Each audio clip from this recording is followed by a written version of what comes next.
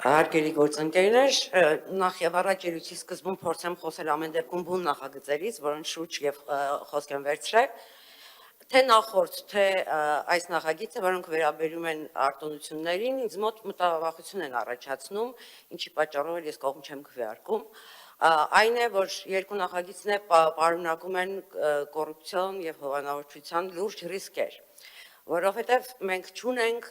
օբյեկտիվ առանց մարդու միջամտության որևէ համակարգ, որը կվերահսկեր օրինակ, թե այս կառուցապատողը արդյոք պահպանել է այն մյուսը ոչ, եւ քաղաքապետարանը այդպիսով լծակ կարող է ստանալ այս չուզած կառուցապատողին նեղելու եւ հովանավորելու օրինակ կառուցապատողին, որը մուծվում է ընդունենք հիմնադրամներ կամ քարոզարշավների ժամանակ փող է փոխանցում իշխող ուժին։ Կարող է նման բան տեղի ունենալ, կարծում եմ այո։ Այսինքն երկուսի դեպքում էլ մենք ունենք խնդիր, որ գործիքը գտնվում է մարդու ձեռքում, անհատների ձեռքում, իսկ վերահսկողությունը, որպեսզի պահպանվի օբյեկտիվությունը, իրականում գոյություն չունի։ Եվ եթե ԿՊ-ն այսօր մտածում է, ինչ է կասկածում ես, որ մենք կարող է օբյեկտիվ չնայենք, այո, կասկածում եմ, եւ ավելին կարծում դուք է պիտի մտավախություն ունենաք, որովհետեւ որևէ մեկը այստեղ հավերժ իշխանություն չի եւ դուք որ երրորդ անգամ ստեղծում եք գործիքներ եւ հնարավորություններ, որպեսզի այս շենքում ընդունվեն կամայական որոշումներ եւ յուրայինները ավելի լավ կարողանան այստեղ տնտեսվարող լինել եւ շահույթ ունենալ այս քաղաքում, քան մարդիկ, որոնք օրինակ ընդդիմադիր են։ Սա մեկ, երկրորդը տեղական турքերի մեր երկու ունենք այստեղ նախագիծ, турքերը եւ վճարումները, քանի որ խոսք գնաց եւ ընդդիմությունից առաջարկ էր եղել հանել առանձին եւ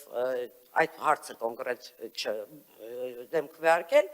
ես ուզում եմ նաև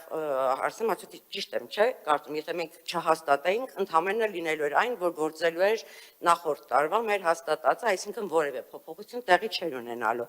Այդպես է, պարոն Նավինյան։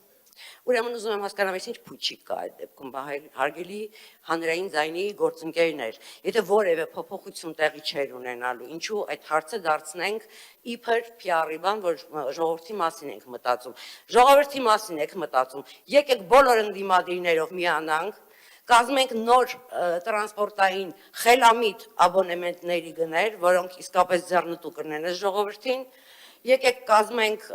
նաև պահանջ, որպեսզի աղբանությունը վերադառնա ըստ անձի վճարման, ոչ թե այս հիմարությունը, որ իմ գույքարկն ու աղբանության տարեկան վճարը նույն չափ են դառել, աննորմալ բան է սա ուղղակի,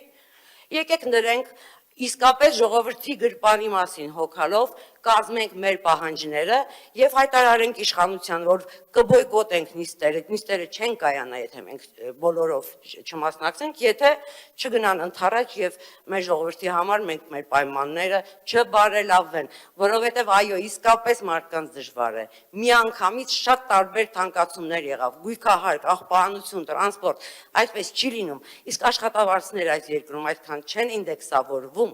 այսինքն այդ հակասոցիալական մոտեցումը մենք կարող ենք գոնե Երևանի համար այս դահլիճում բարելավել իրավիճակը։ Ինչպես ասում են, գնդակը ձեր դաշտում է, ես պատրաստ եմ ամեն դեպքում։